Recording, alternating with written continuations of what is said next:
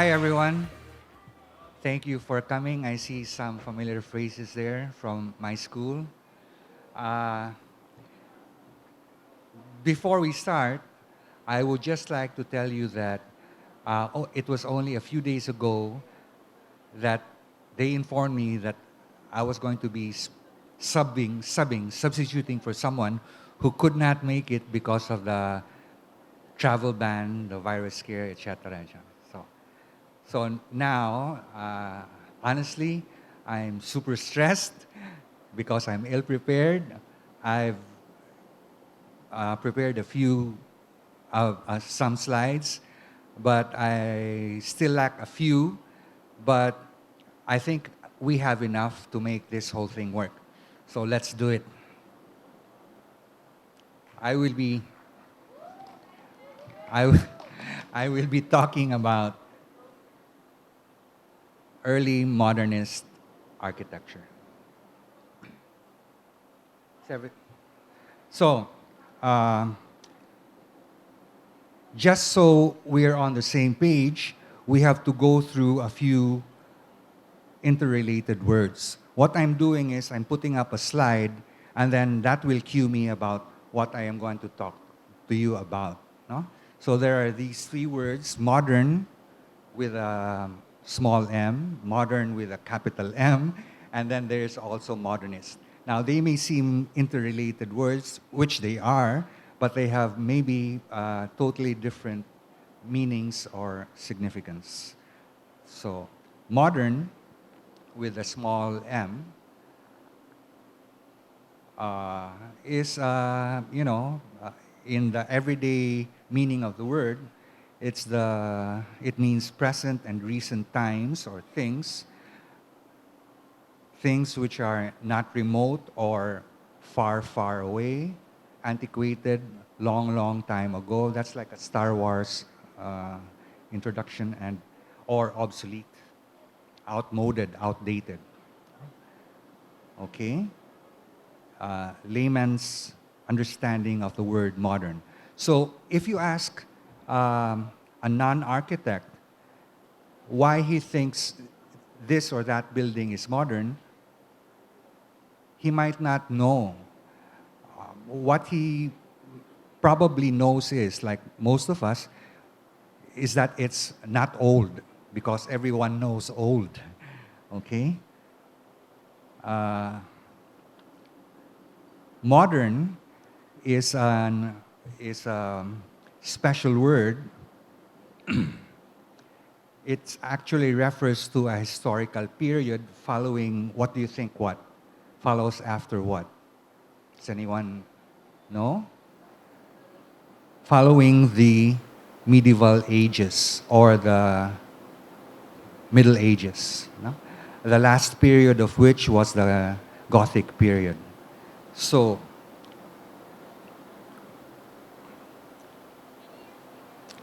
we will be showing maybe three buildings which we can in fact call modern by that definition, no? That it is refers to a time period after the medieval ages. So this is a Florentine palazzo in the Quattrocento. The Quattrocento means the 15th century Renaissance, which started in Florence. This building is by the Palazzo Rucellai by Leon Battista Alberti. So this can be modern. Similarly, a Baroque church like the Vierzehnheiligen, I don't know if I'm pronouncing that right, built in the 1800s by Balthasar Neumann in Austria, can also be considered modern by our definition of modern. And here, the last building is a neoclassical creation by Claude Nicolas Ledoux, sometime also in the late 1800s. So these buildings we can all call modern, but okay. Now, we have to pause a minute and distinguish the salient differences between the medieval period, the end of the Gothic period, which was a highly religious, spiritual period, and then almost all of a sudden we can imagine there was a great change in the European outlook of life. And starting with Renaissance humanism, the Europeans became more, their outlook in life became more worldly and materialistic. It will serve us greatly if we know what humanism is all about. And also continuing into the French Enlightenment, the whole thing about rationality and the supremacy of science. And then finally, to the Industrial Revolution. So this is the main break between the religious era, the spiritual era of the medieval period, and the modern world. No? Okay. So try to dig up all of these things that we've listed down, because they will serve you very well in the understanding of culture and architecture.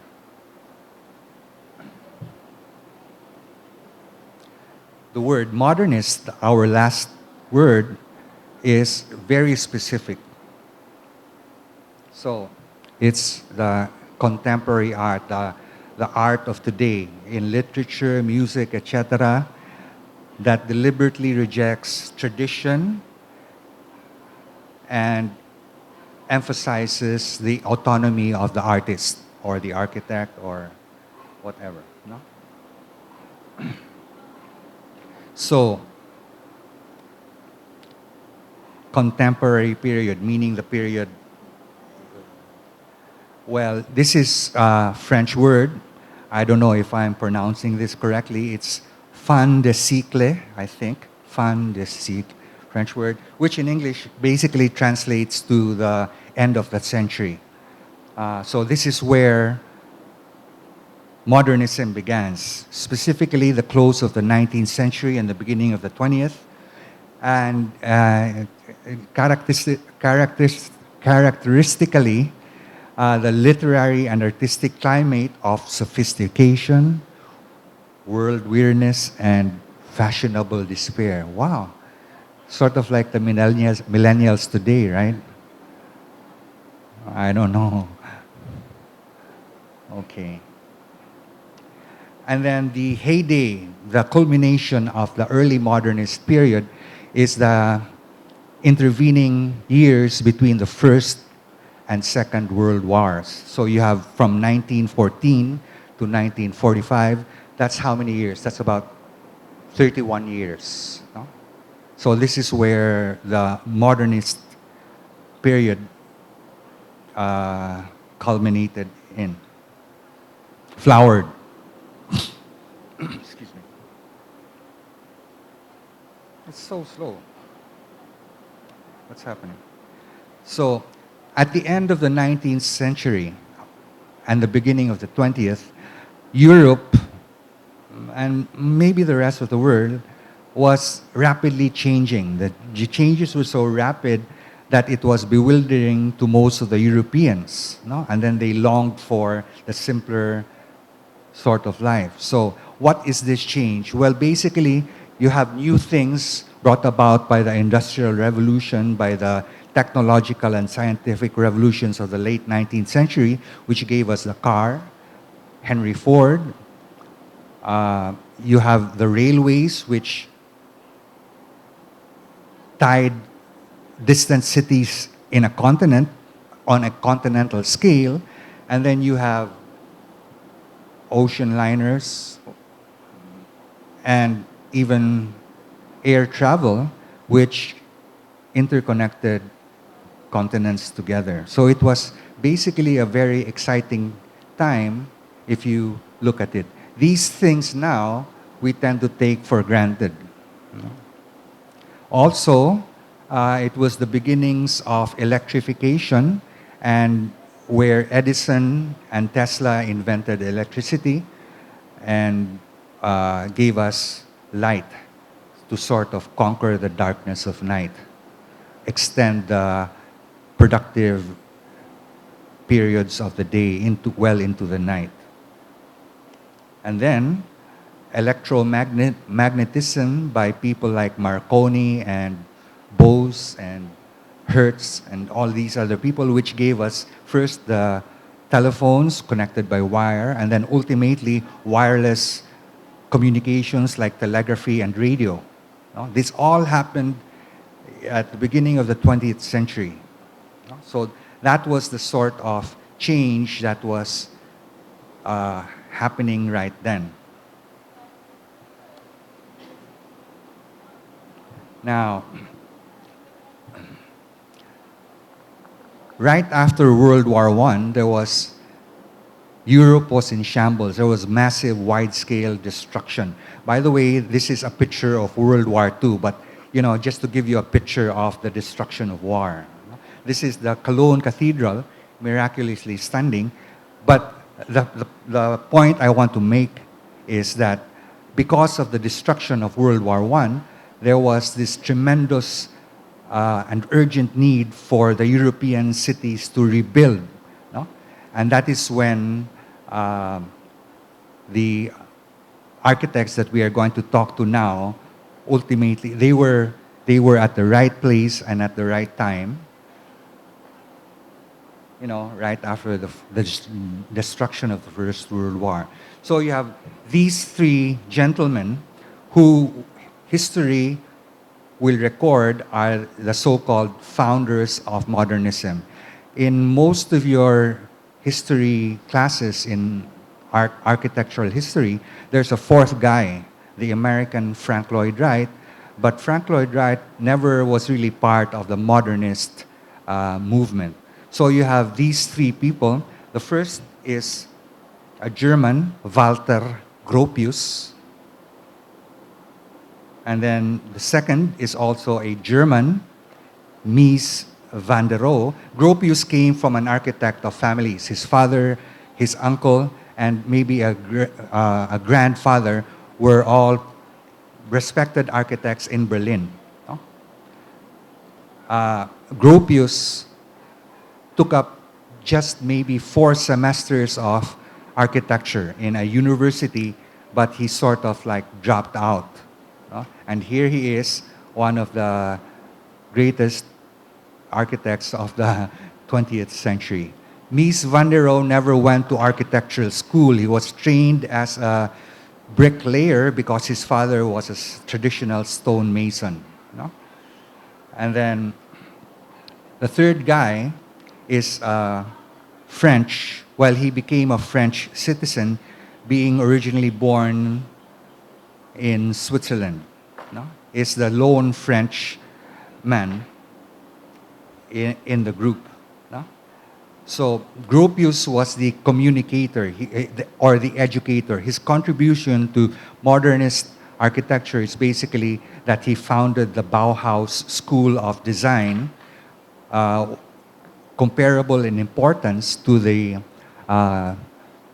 Beaux-Arts Academy in Paris in the earlier century. And then most modern schools of architecture today are patterned after the curriculum of the Bauhaus. No? Mies van der Rohe hardly talked. He was the quiet one. No? He just worked, and then once he's finished, everybody will be in awe of what he has quietly produced. Le Corbusier was the talker. He was the loudspeaker of modernist architecture. He had published in the Esprit Nouveau about what the new architecture of the new century is about. So these guys were facing a totally new century that was, to them, very exciting and held the potential for a new kind of architecture which would express the new century. No?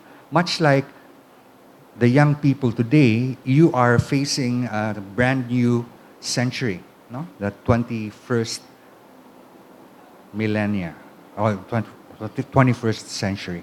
Okay.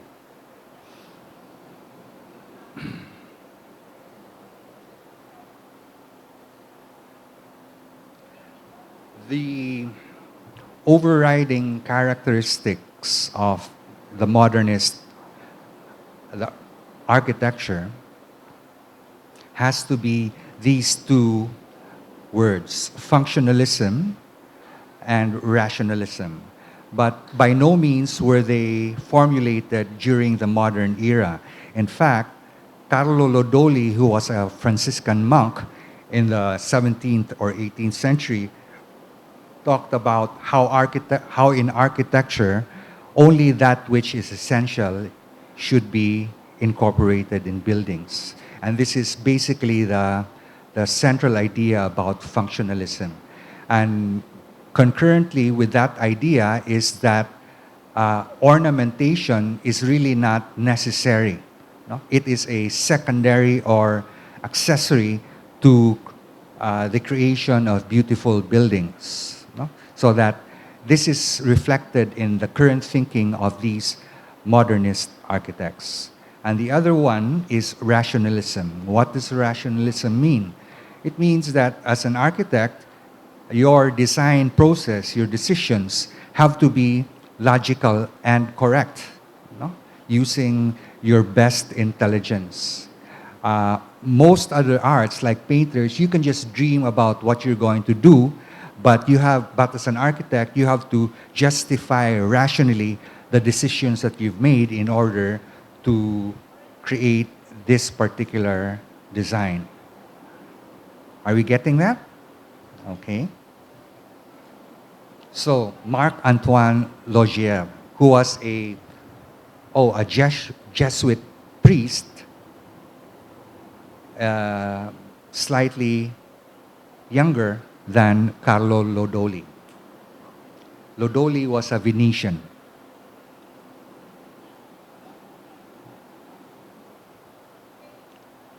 Now, in school, we get this battle cry of modern architecture. Form follows function. Of course, the guy is Louis Sullivan, who said that first. But current architectural thinking today is not so sure about this whole thing. In fact, it was Mies van der Rohe who pointed out that buildings can exist for a very, very long time, 100 years, maybe more. Diba? And over its history, the original function for which it was designed could change. Diba? So is it really true that the form of the building should be expressive of its function? Mies did not think so. And then in fact, what he wanted to do was to design a universal envelope where any function can be flexibly accommodated as time demands. Are we getting this? Okay. Now, I get the feeling that Louis Sullivan was BSing us. BS? Let's take a look at his work. This is the Guarantee Building in Chicago. And if you look closely, let me just, can you see my pointer? Okay. If you look down, you can see where the columns are. These are the real structural frames, right? So it seems to be skipping one, what do you call this? It's like a column, but it does not go anywhere to the ground. So it's a false column. Is this functional? Does it work as a structure? So it is in fact non-functional, right? Okay. Let's take a look at the top of the building and you will see arches there. Now, you might understand that the structure used in this building is a skeleton structure made from vertical columns and horizontal beams, a post and lintel trabeated system of construction. But why are there arches? Arches belong to another kind of structural system which we call the arcuated system, which is a system based on arches and vaults and domes. So why do we have arches here? What is that? That is not rational. or correct, right? And finally, the form follows. Oops, sorry, I have to come back. Uh-oh.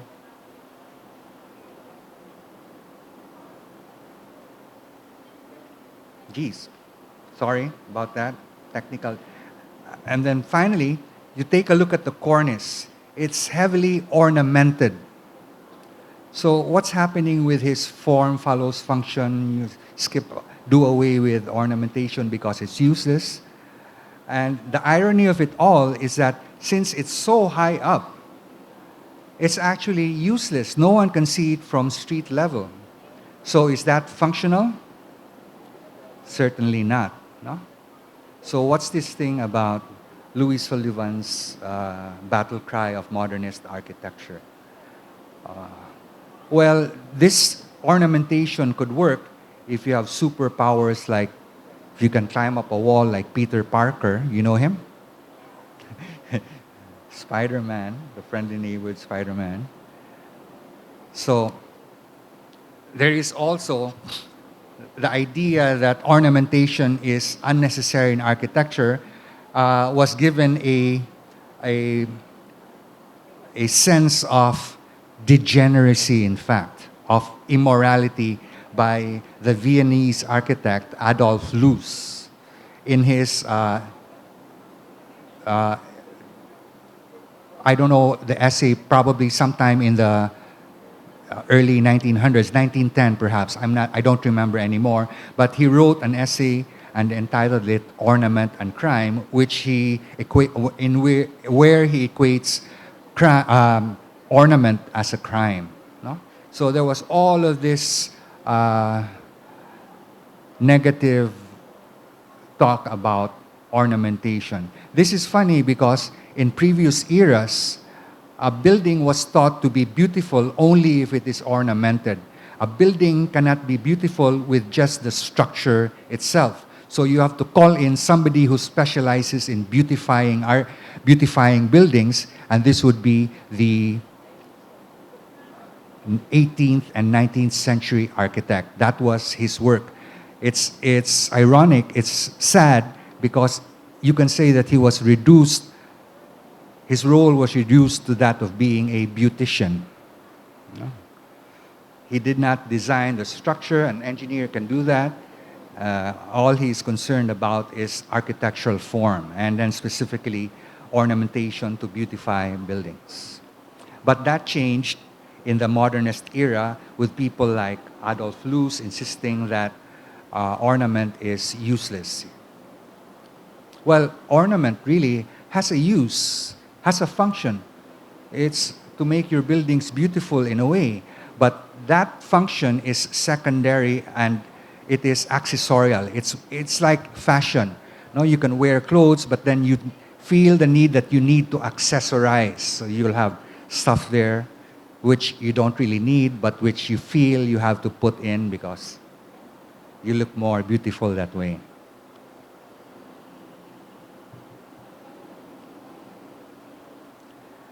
Also, within that period, the late 19th and early 20th century, new materials, products of the industrial, scientific, and technological revolutions, you have these new materials, steel, reinforced concrete, and glass.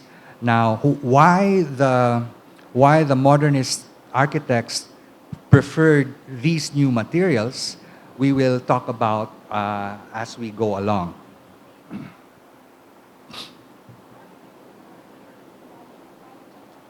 I will show a few, in order to make sense of those three materials, I will show a few old buildings. You know, to learn about new buildings, you have to have a pretty good idea of what old buildings were all about. In these few slides, I think we have 5 pictures here. I want you to look at the fact that all of these buildings are masonry buildings made out of stone or brick, masonry buildings. And they are actually what we will call constructed from a load-bearing masonry wall construction, so that the wall itself is the structure. Are we getting this? So this is how old buildings were built. No? The walls itself become the structure. So here is a nice building in Nîmes, in southern France, I believe. This is probably a typical interior of apartments like that. And then you have very thick walls, because the walls acted as structure to support the floors, everything in the building or off the building. This is what the Italians would call a piazza, a town square, and this is in Pienza, a Tuscan city in Italy. No? And then you are looking at all masonry buildings. This is mostly brick. No? Again, built from load-bearing masonry walls. This is the very famous town square in Siena. No? And again, most of the buildings, all of the buildings, are basically brick or stone. One thing I am trying to point out. And then here is a oldish building in London. Now,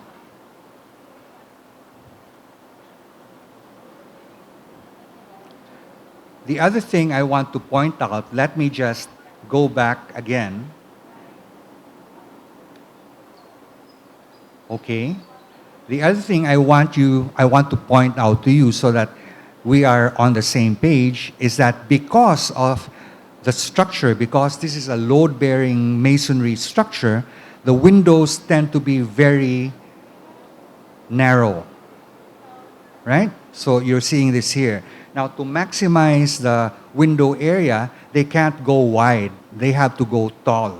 No? So in old buildings, well, we have very few old buildings in Metro Manila, except maybe in Intramuros.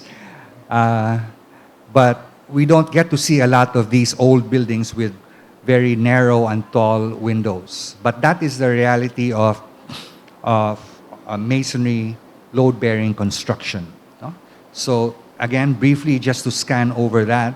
So you might have missed this out when we first showed it. So here, again, the windows are quite small, narrow rather, and then tall to maximize your opening.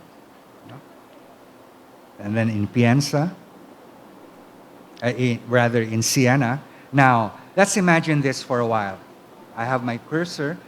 You cannot design a very big opening, a very big window in load-bearing masonry walls construction, because then, if you maximize your openings, you will minimize your structure. You will have no structure to speak of. Are we getting this? Okay, so we can also imagine that we can rotate this window. Instead of it being vertical, we can probably, the same opening, small opening, but rotate it so that it's horizontal. It runs this way. Will that work? Still, it won't work, because the lintels, which are basically stone or timber, cannot span the horizontal distance of this sized window, but on a horizontal position. Are we getting that? So these are the limitations of older buildings built from load-bearing masonry wall construction. So that takes care of that. We will talk about old buildings in terms of the plan and what's happening when we use the old system of masonry wall construction. Here, this is the Wurzburg residence. I don't know if I'm pronouncing that right. This is in Germany. You will see that the outer walls are very thick, and then the walls inside also. But the cross walls are relatively thin. But you can see that there are load-bearing walls, thick walls, and there are also thinner walls which are non-load-bearing. The thing is, you have to distribute the cross walls so that they are able to support the higher floor. So that here, you're seeing that the maximum or optimum working span is just two window bays. You can probably shift this here so that you can span three window bays, but that would be reaching the optimum span of masonry construction, so it would not be prudent. So here you're seeing that the cross walls, which are load-bearing, are spaced evenly every second bay. Are we getting this? Now let us imagine this is a two-story building. So what's going to happen is if you build a second floor, naturally you have more weight, so that you have to increase the size of your walls below, right? Okay, and then because you only have a second story and nothing else above that, you just have a timber roof, the second story, in fact, can be bigger. So let's imagine that we can take this area and take down all the load-bearing walls there, because you want a bigger area, because all you're supporting on the third floor is a timber roof. Do we get that? Okay. But if we imagine that we have 3 floors, so the middle floor, the second floor, will have to follow very closely the layout of the walls on the ground floor, because otherwise, for example, if you put a wall here on the second floor, there is nothing on the ground floor that will be supporting it. Are you getting this? So that is a very dangerous condition structurally. So obviously, there is a very masonry wall construction is basically very limiting. There are just few possibilities in terms of spatial sizes and really the position of your or the layout of your load-bearing walls. So that's it, okay?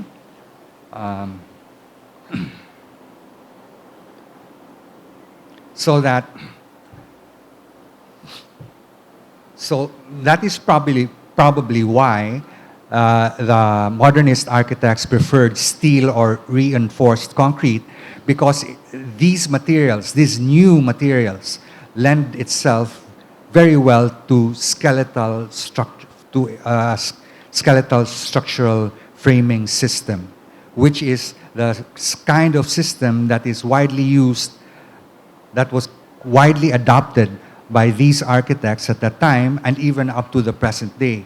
If you go around Metro Manila, most, if not all, of the buildings that you look at are actually structural frame buildings, okay?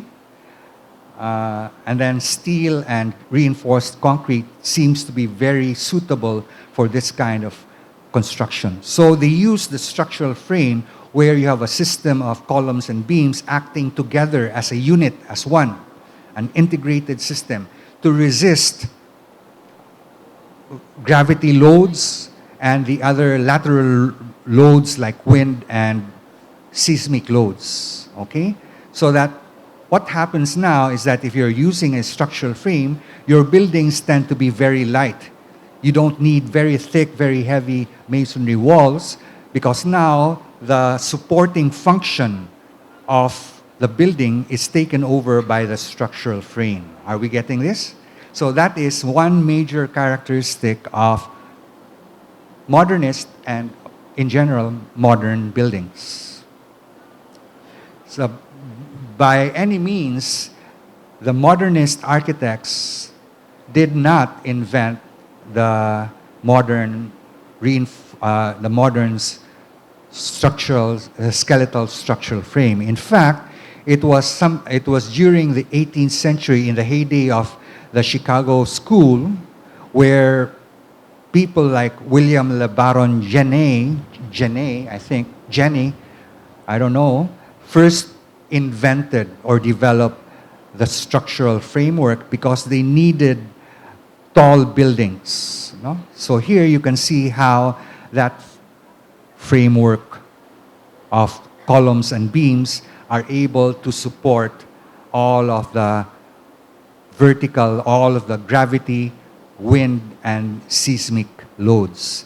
So that masonry walls are no longer required, so that in fact, the walls which simply cover the building and protect it from the weather can be made very thin and non-load bearing. This also includes the internal partitions. They will just be very thin, non-load bearing partitions. So in the end, you come up with a very light, a very efficient building with a very strong structure. This is an overriding characteristic of modern buildings today.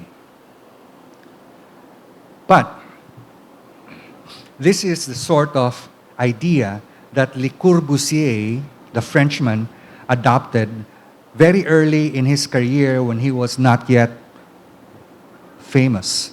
I think 1915, he was like in his mid-20s, like probably a little older than you people. So he called this the domino house because they can be like dominoes which you just assemble together to make a building. And it is hyphenated so that dom can mean domus, which is Latin, ancient Roman language for house, domus, and inno is innovation. No? So the domino house is not an actual house, but it is a statement of a structural principle. He was saying that you can use the domino house, the domino idea, to build the architecture of the new century. And so this was a basically very influential idea, and it gained widespread usage throughout the modernist era. So it's easy to imagine that the walls can be very thin, and then you can actually lay out the interior partitions, the interior rooms, any way you like, and that the division of the ground floor spaces can totally be different from the ground. The first floor and the ground floor can have totally different layouts because the walls don't need to be aligned. Are we getting this? Okay.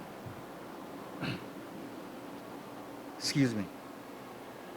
So this is one of the earliest modernist buildings. This is the work of Walter Gropius in the new building that he designed for the Bauhaus in Dessau in Germany, 1925. It still looks modern, no? with the small m, the modern. And so here, you're looking for the first time at windows which seem impossible with the older buildings built from load-bearing masonry. What do you see? You see horizontal windows. They call this ribbon windows, a characteristic of early modernist architecture. Why? Gropius was making a statement. He was telling people, hey, this is a new building, you know? It's very different from old buildings. It has horizontal windows. Can you dig that? No? And then there is, in fact, an opportunity to design a whole facade, no? The whole front of a building spanning, in this case, 3 stories, made entirely out of glass, which is again that technological new material of the century which they preferred. Like what we see here now. These are the studios of the Bauhaus. No? And so that whole wall is made from glass, which is hung at the top and then supported outside of the main structural frame, much like a curtain. That is why this is called a curtain wall. But you can build curtain walls from other materials like aluminum or thin sheets of steel, but they preferred glass for its luminosity, for its light. The other thing we need to mention is these architects were making a statement of what modern can be. And what else here did Gropius purposely design to make a modern statement? The flat roof, right? He purposely made a flat roof, which is just another floor, what we nowadays call a roof deck, because all buildings had pitched roofs to shed water and snow and stuff, right? So because of the skeletal structural frame, flat roofs are now possible. Curtain walls are now possible.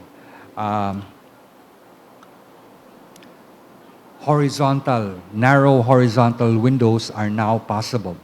So it will seem now that the whole aesthetic characteristics of modernist architecture,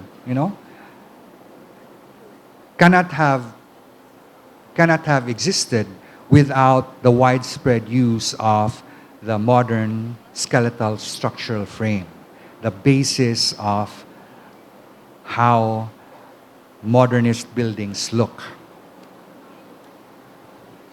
This is the curtain wall in the Bauhaus, and you can see that the beams cantilever a little bit, but the wall of glass is actually hung outside of the structural framework. So it's like a curtain suspended from above. Gropius actually made an earlier version of the curtain wall in 1911 in the Fagus factory, together with his partner then, Adolf Meyer, also a German. But technically, because it is embedded into the columns and not outside of the structural framework, I don't know if it is technically correct, if we can call this a curtain wall. No? The only difference being that it does not preserve the continuity of the glass wall because the columns interrupt the continuity. But there you have it. These are the very earliest modern buildings in Europe.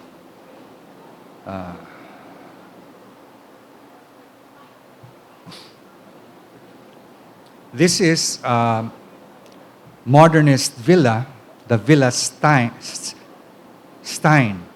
at Garches in France, 1927 by Le Corbusier. And again, the characteristics, very plain surfaces, highly abstract without ornamentation, horizontal ribbon windows. You can look at the car. The car is probably the latest model, but the car looks very old today. But the building still looks quite modern. No? So these people had very advanced ideas about what modern can be. No? That was the street side, and this is the garden side, or the rear facade of the Villa Stein. The Villa Stein was owned by the brother of the very famous American writer, Gertrude Stein. I don't know if you've heard her.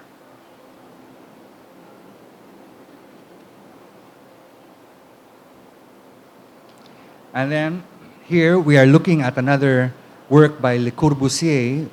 Most of the time we refer to him as Corbu. No? But Corbu in French is a raven or crow because of his prominent nose, ridged nose. This is the Casa Kurochet in 1948, probably the newest building that we're showing. And it's typical modernist building. The only building he has in South America. He has another building in North America, in Harvard, but that's a different story. No? Now, what I want to point out in the Casa Kurochet is the, the flexibility of the layout of your walls and rooms using the skeletal structural frame. The main floor, or the piano nobile, which is basically the second floor, has a totally different arrangement of rooms and walls than the third floor, right? And you will also possibly notice that Le Corbusier deliberately separates the wall, the non-load-bearing wall, from the columns. This is a statement of what the modern buildings, modern architecture should be. So they wanted to differentiate non-load-bearing walls from the load-bearing structure. So, and then you have very interesting room layouts, bathroom layouts, and again, the columns are totally separate from, freestanding from the non-load-bearing partitions. Again, a hallmark of modernist buildings. These are two of Le Corbusier's building in the, big word there, German, the Weissenhof Siedlung. Weissenhof Siedlung. I don't know if I'm pronouncing that right, but here are Le Corbusier's building. But the exhibit, the Weissenhof Exhibit, was basically organized by the German architect Mies van der Rohe, right? So he invited Le Corbusier to put up a few exhibition buildings about what the new the new architecture of the new century is all about. And then Mies, of course, built the biggest building there in the Weissenhof estate, his row houses, his apartments. And then you can see that the car is also quite old by today's standard. But this is basically maybe a new car at the time. The styling and aesthetics of industry is, lagging behind, and the aesthetics of the new architecture is still pretty much right there. We can probably still imagine that these buildings could ordinarily be built even today. So this is the exhibit, the Weissenhof Estate exhibit organized by Mies van der Rohe, and the buildings by Le Corbusier, which we pointed out earlier, are these two buildings at the bottom. And of course, you can see by its size, this is the Mies van der Rohe building. It was an important exhibit showcasing the advanced industry, German industry at the time. So, and then we look at another exhibition building. This is the German Pavilion in Barcelona in 1929, but mostly we call it the Barcelona Pavilion simply because it was there in Barcelona. And then here again, we see that the walls are very thin, non-load bearing, not attached to each other, so that they do not actually enclose space. They rather separate or modulate the space so that you will have interesting spatial relationships, and that they are free from the structure, from the columns. This is the layout of the Barcelona Pavilion. This is the flat roof, which is supported on just 4 pairs of steel columns, and that the walls are basically very thin, non-load-bearing walls, detached, purposefully, deliberately detached from the columns. And then, in the 1930s, Mies designed this is a Czech name. I don't know how to pronounce that. I forgot. I looked it up basically. Tugendhat, which is located in Brno. Is that the way to pronounce that, brother? Bruno. Bruno, which is basically the Czech Republic in the Czech Republic today. At the time it was built, there was no Czech Republic. It was still Czechoslovakia. And you can see the glass wall. The entire lower ground floor is sheathed entirely of glass, exposing the public spaces of the house, the piano nobili, the reception spaces. And so you have a very interesting indoor-outdoor relationship. The private rooms are located on the upper floor, which is street level. So inside, again, large walls of glass, which they like because it makes a statement that it's not an ancient load-bearing wall.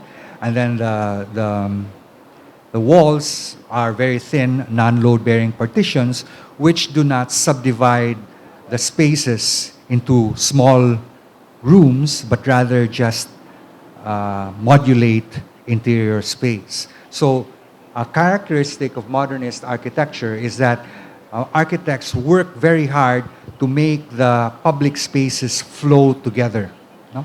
And not necessarily to separate the space into very small, confined rooms.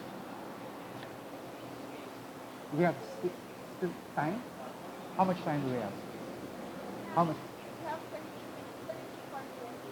30 minutes? Okay. So this is the plan. Again, we point out that the columns are freestanding and that the walls are separate from the structural framework.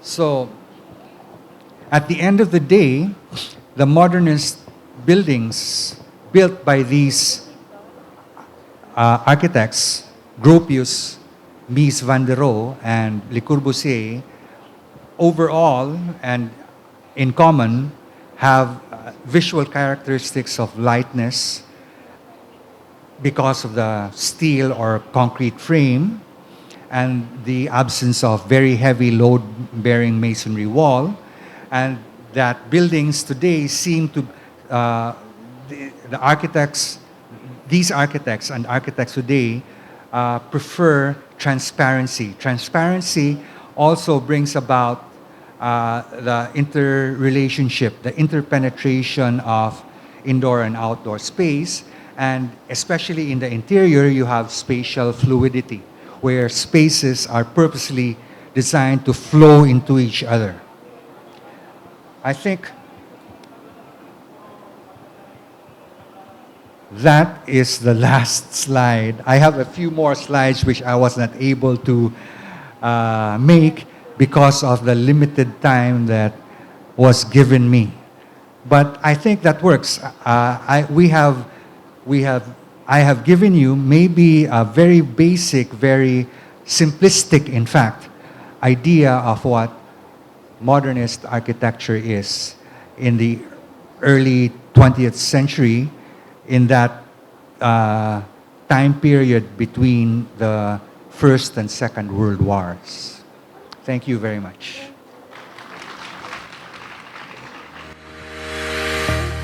All right, thank you for that very inspiring talk, Mr. Norman Muaña.